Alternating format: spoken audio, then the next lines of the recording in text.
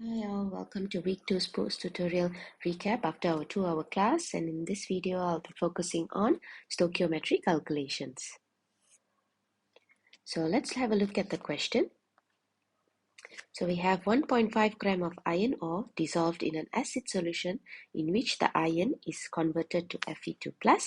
The solution formed is titrated with KMnO4, which oxidizes the Fe2+ to Fe3+, while the MnO4 ions are reduced to Mn2+ ions. Okay, and 92.95 ml of this KMnO4 was required for the titration to reach equivalence point.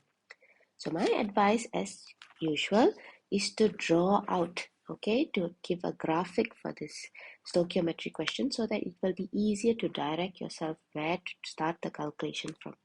So as we can see, I've drawn here, we have 1.55 gram of iron ore, and we added an acid which the iron was then converted into Fe2+.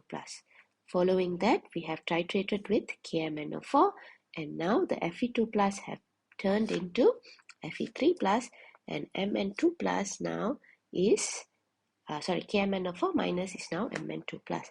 And here we can clearly add on another information that 92.5 ml of this KMnO4 was required, and the concentration of it was 0.020 molar. Okay, let's look at the first question. The first question says, balance the equation. Since we have done many examples of redox balancing in our class as well as other practice, I'm going to straight away give you the answer. So if you want to recall how did we do this, you can go to the previous video and have a look on how we do balancing equation using the ion-electron method. Right? So next, let's calculate the percentage of iron in the sample. So first of all, the only information we had was our KMnO4's volume as well as concentration. So let's use the mv over 1000 formula to calculate the number of mole.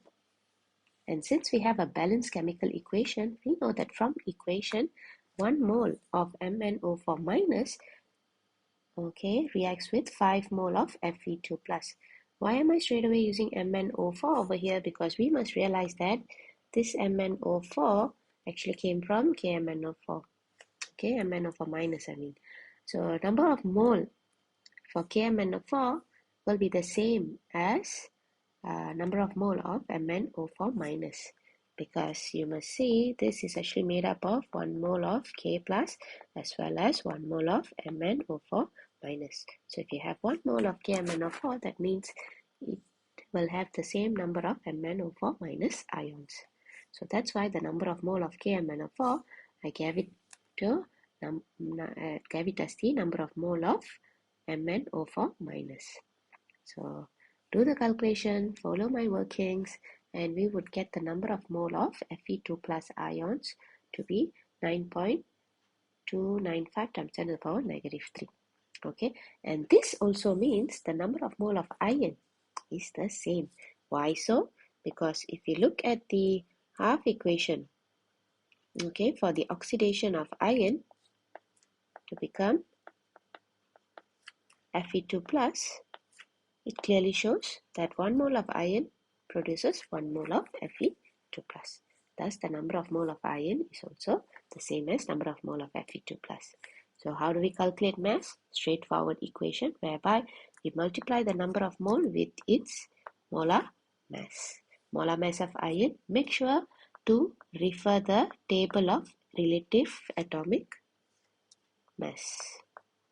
Alright? And then we have the mass.